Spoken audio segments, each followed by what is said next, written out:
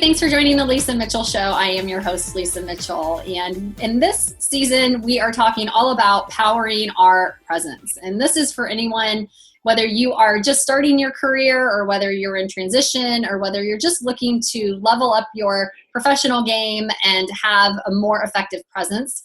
This is a place for you. And today I am excited to be introducing a fellow Science of People alum, Jeff Baird. Thanks so much for joining us, Jeff. Thanks for having me. Yeah, so I want to jump right in with you because you and I kind of have a similar basis of knowledge, but totally different backgrounds.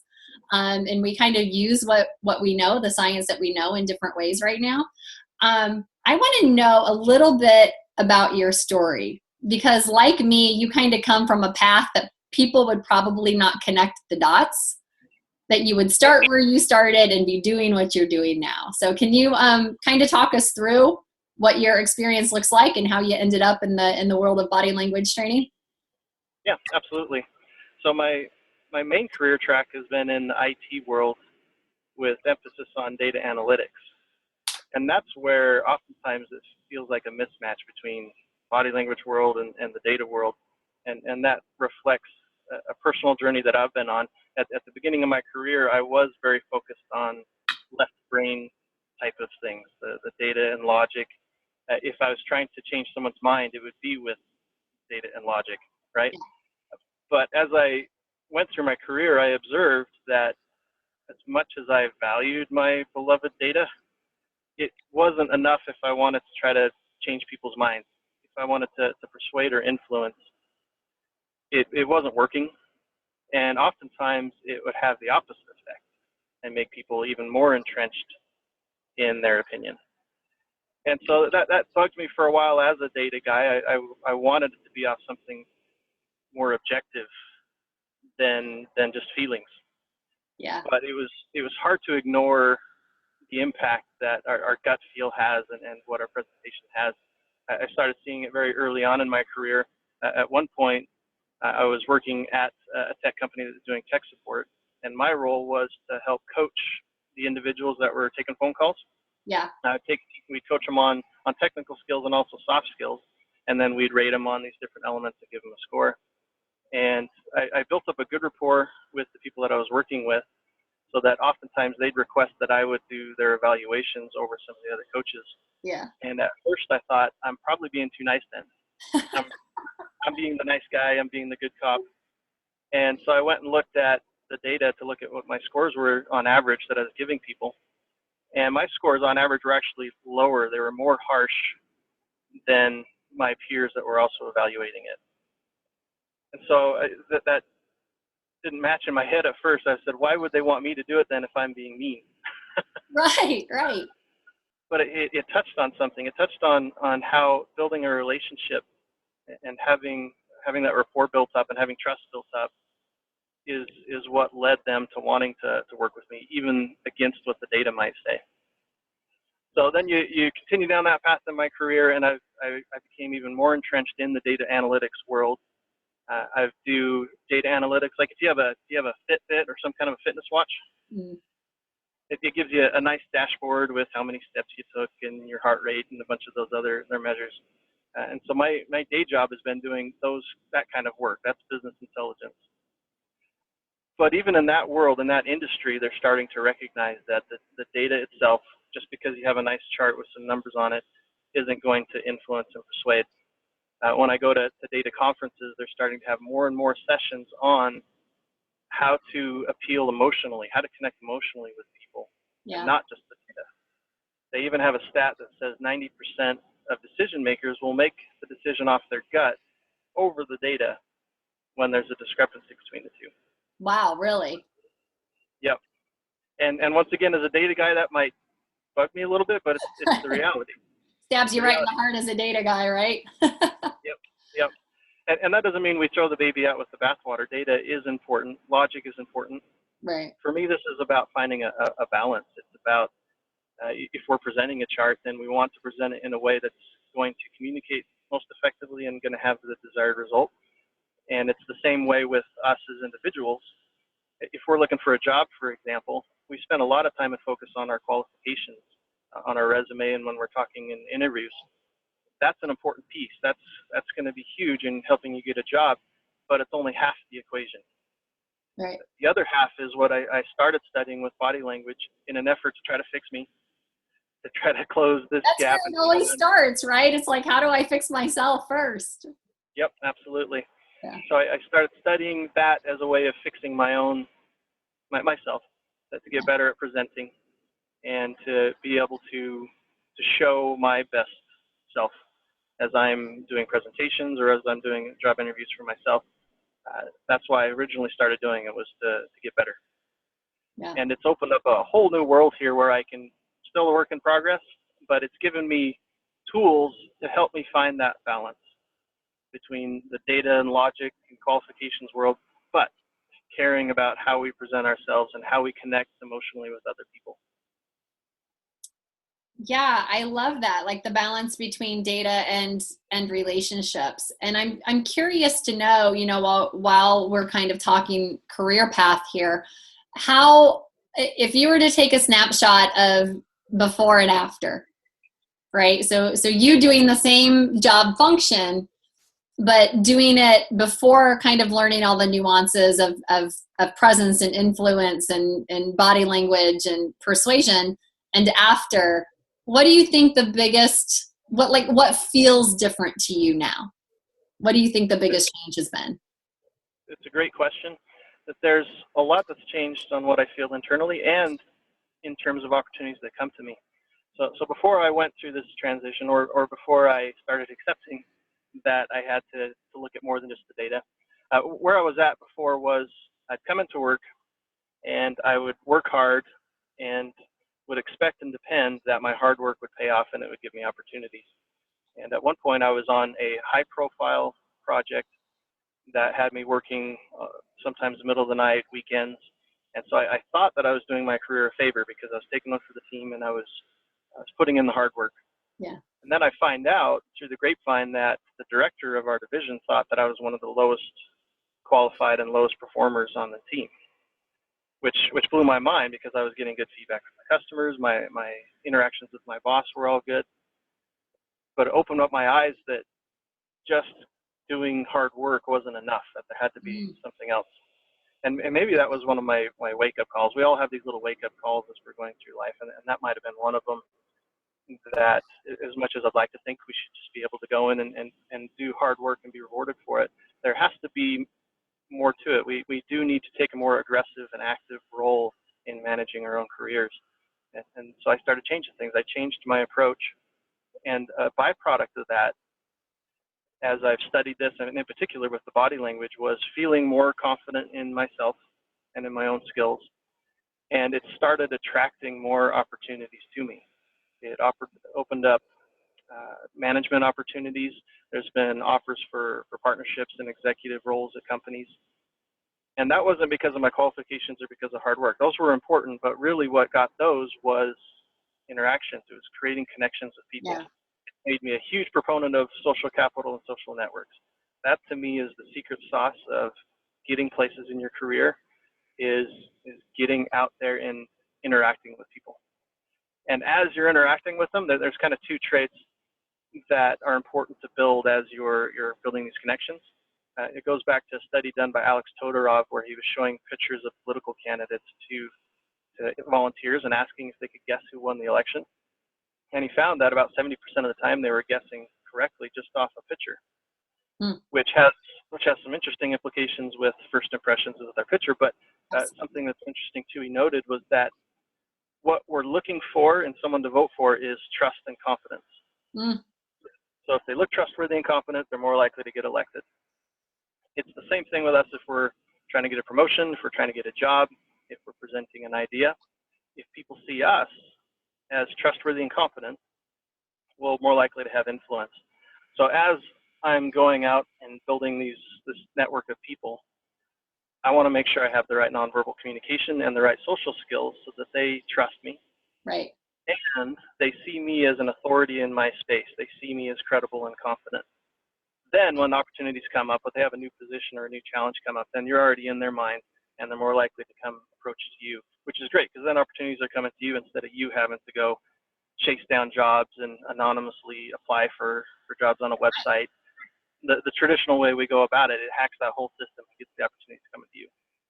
Yeah, I love that. I love how that's really, as far as the opportunities and when you shifted your focus on social capital and relationships, it was kind of like it just magnetized what you wanted to see to you. And I think that's so many people are frustrated right now because they can't make the connection. They can't, they're looking for opportunity, but they can't figure out, why am I not clicking? Why am I not getting called? Why am I not, having what I want come to me? And I think they have not invested in that social capital. Right. And I want to expand on that a little bit, because one of the most underrated aspects of any relationship, professional, personal, otherwise, is likability. Right. Yep. This idea of likability. And I work, much like yourself, I work with a lot of executives who are so heavy on, this is what I'm good at. These are my skills. Here's my resume. Like I had one exec that I worked with who was up for a really big opportunity, and he talked in bullet points, right? Like relied so heavily on competence that he wouldn't share any of himself, wouldn't tell his story, I call it showing the man behind the curtain, right? And making that warmth connection for charisma. So how much value or do you have any specific techniques around that idea of likability? And not only can you do the job, but having someone want you in the same room or to pass you in a hallway or have you on their team. Yep, absolutely. And what you touched on is trying to find that balance between the confidence and trust. And as a side note, that balance may be different depending on who we are. So he's in a very powerful position. He probably does lots of power body language. He may have static nonverbal traits that lend himself to being more powerful. So in that position, he does need to up the likability. Yeah. Whereas somebody else that maybe doesn't have that same natural power, nonverbals, or position may have to find a different balance where they're doing more power body language. But for the likability side, my whole website is called likabilities.com. See what I did there? Yes. So I totally buy into that.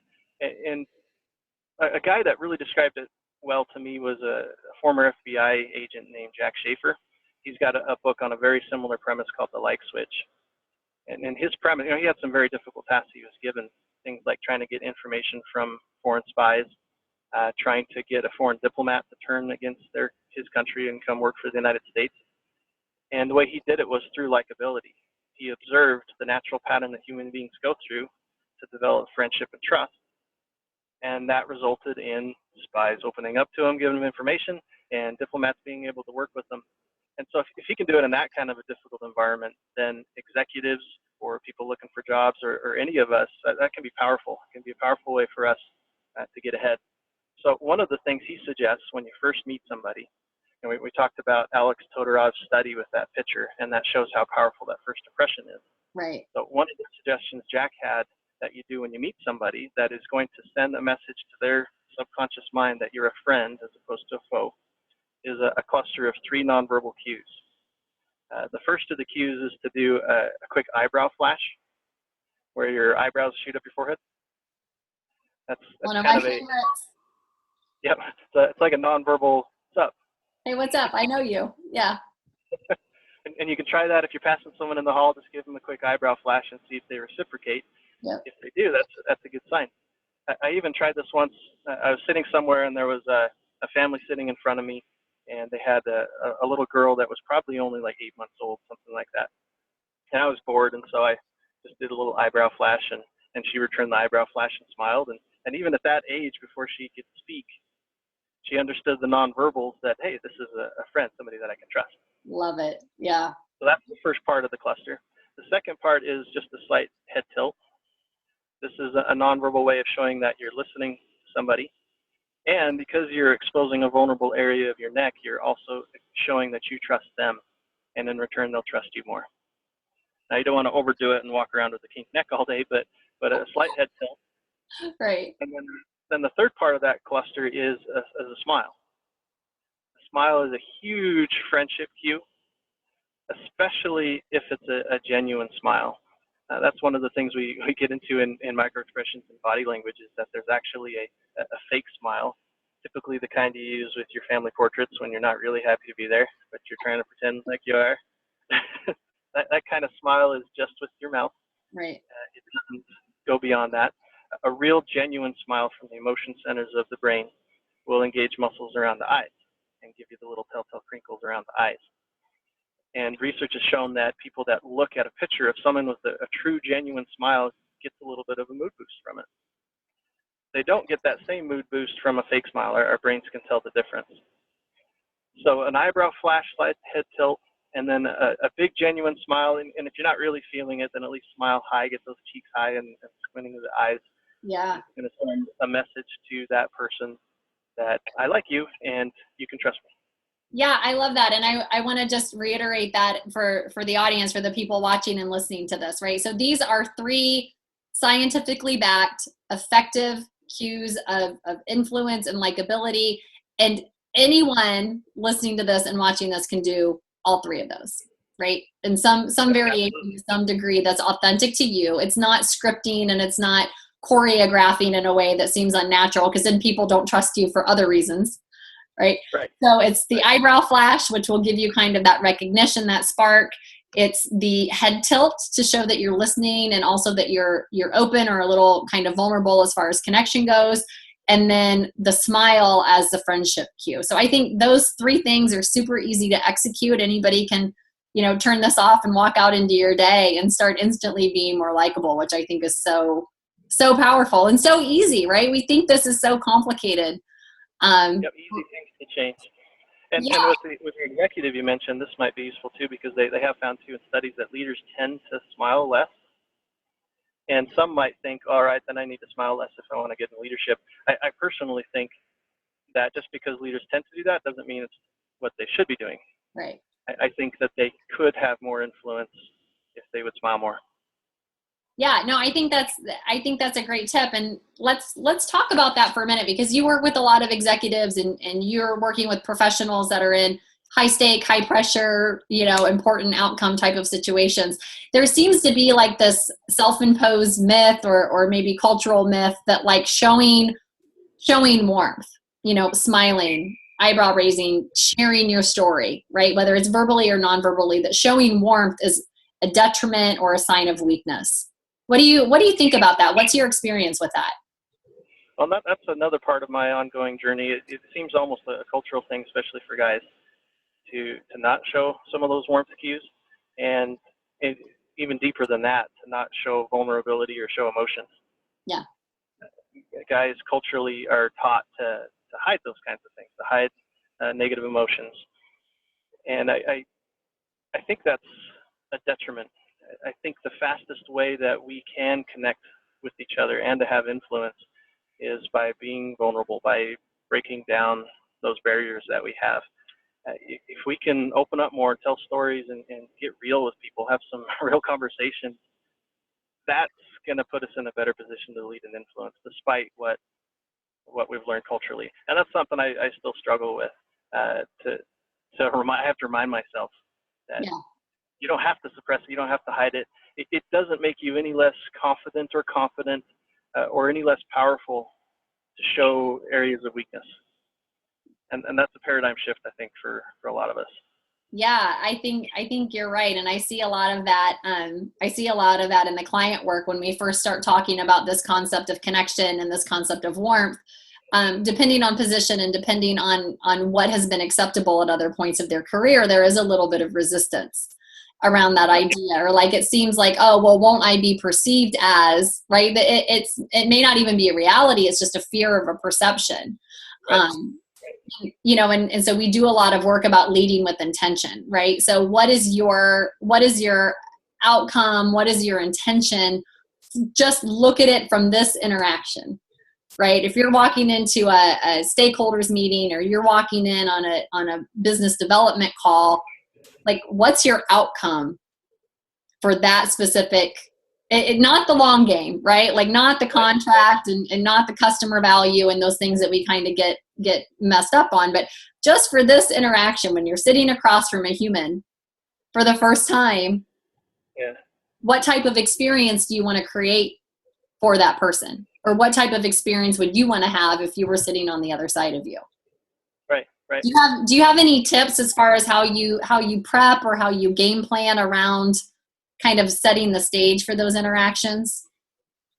Well, I think what you touched on is powerful. To hone in on what you really want out of it. And if it's the first time you're meeting with them, then chances are the first step you should be making is a connection to lay the foundation for that trust and the relationship that you have.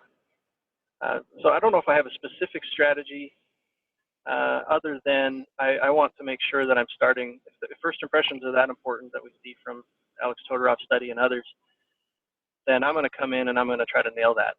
Yeah. Now, one tendency I still have sometimes is I'll focus a lot on what I'm going to say on the verbal part, drifting back into content and logic and data.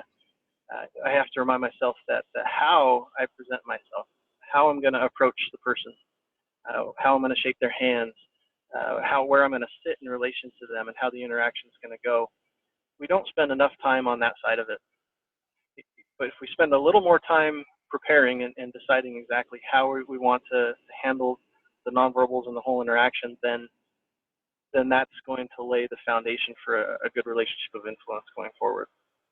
Yeah, I think that's so important. I just want to circle back on that and make sure that the audience got that, right? What you just talked about there was being very intentional and actually preparing for those pieces of the encounter. Right? Yeah. The handshake, the greeting. I coach on, how do you pick your seat? Right? Like, what's your outcome for the interaction? Is it partnership? Is it influence? Is it, and I think that too often we just walk in and hope for the best. Right? Like, we might kind of know what the end game is or where we'd like to wrap that interaction up in, but we just don't put in that preparation or put that intentionality behind it. So I'm glad that you kind of walked us through your process and shared that, because I think that's something that really anyone listening and anybody watching this, that's something you can stop this recording and you can go out and start planning your interactions, and you will see, I know you've seen it firsthand, I've seen it firsthand, it is an instantaneous return on your investment. Absolutely. In fact, I had one engineer I was teaching how to do this. He was a junior engineer who found himself in a meeting with a team of architects and senior engineers and managers, and he didn't feel like he was getting the respect or the influence that he wanted as they're talking about what direction to go with the project. So he had just 3 tips that he decided to try about halfway through the meeting. So it was great. We had 30 minutes of his old way of doing things and 30 minutes of just tweaking 3 things to see what it would do. So what he did was he closed his laptop to make sure that there wasn't an obstacle blocking him from connecting with other people. He started turning his chair to face his torso and his attention towards whoever was talking, and he kept his hands on the table. And doing just those 3 things, he said he was shocked at how quickly it changed the whole dynamic of the meeting, so that people were talking more to him instead of the other guys that are still sitting on their laptop. Right. And he was able to then influence the direction that the whole project was going, just from some simple tweaks. Wow. And what I like about that too is that if some of these tips are kind of unnatural, if it's not what we're used to, right, pick 1 or 2 things and practice it till it becomes natural and second nature. Then it'll be automatic as you go into future opportunities as well. Yeah, I love that. It sounds like you and I have very similar training methodologies on there's tons of science and lots of skills, but it's mastering a few at a time, kind of automating those back in your personal communications toolkit, and then moving on and adapting. And then that way it's like, I always compare it to like being your superhero belt, right? So you have all these skills and science and gadget, but you might only need 1 or 2 things, but how much more confident do you feel knowing that you have them all there in a level of usability with each of those as well? Yeah, absolutely. Yeah, so I want to talk real quick. Gosh, time flies. I wish I could keep you all day. What has been one positive unintended consequence in your personal life as a result of learning these professional influence skills? That's what's great about these skills, is it is universally applicable. One of the things I didn't want anymore, if you've seen Disney Inside Out, yes, where they have the little motion characters in your head, There was one scene in that movie where the whole family's sitting at the dinner table, and the little girl having a hard time adjusting. And the mom is picking up very quickly the nonverbal signs that something is bothering her daughter. And so she's trying to ask some questions, and eventually is trying to signal the dad. The dad was completely oblivious. He was sitting there eating his dinner and thinking about hockey and not realizing that there was something important here. There was an important thing happening with his daughter and with his family that was flying right over his head. I didn't want that to be me, whether it was with my kids or at work. Yeah. And miss those cues. And so that's been a less expected outcome of this. I have 3 little boys, and I'm now more in tune and pay better attention to what's going on with them. I can tell if something is off sooner than I used to. And it's a skill that I'm still developing. But from where I was, I have a better understanding of what they're going through and what they're feeling, which has made our family dynamic stronger. That's gold. That's gold. There's not a person hearing that right now who doesn't have a relationship in their life that could benefit from them being more clued in. Mm-hmm. I guarantee it. Thank you so much for sharing that. Thanks. Yeah. Well, okay. I'm going to let you get on with your amazingness today, but I want to give you the opportunity because I have found what you've said so incredibly valuable. I know everybody listening does as well and are going to want to know more. So what is the best way to connect to you? What are some ways you can help other people? Like how do we learn more of what you have been able to master and share? You bet. So the main website is likabilities.com. And that one's kind of my parent flagship website.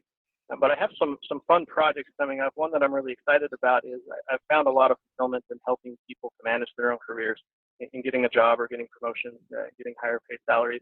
And so it hasn't launched yet, but we're about to launch IT career hacking. Oh, awesome. That is all around that concept we started with of getting opportunities coming to you instead of having to go through the front door. So it hasn't launched yet, but you can reach out to me on LinkedIn or through my Facebook if you want to know when that launches. I'm excited about that. Body language is a big part of it, but it's an overall strategy, both short-term strategies and long-term strategies, so that you can take a more aggressive approach to managing your career and getting more opportunities coming your way. I love it. I'll link that up in show notes too. That way people can can wait for the new program to come and already start benefiting from what you have going on at likabilities.com. So Jeff, thank you so much for being with me today and for sharing your amazing story and best practices with my audience here on the Lisa Mitchell Show. Thank you so much. For those of you still with me, you can always find me at powerbodylanguage.com. You know that. Or you can find me anywhere on the socials. Most commonly at Lisa Mitchell Indy, INDY is where you can find me. I'm on LinkedIn. I'm on Facebook. I'm on Instagram. You almost can't get away from me. So stay connected. Let me know what you think. I can't wait to hear how you put these amazing tips in practice into your day to help you level up and power your presence.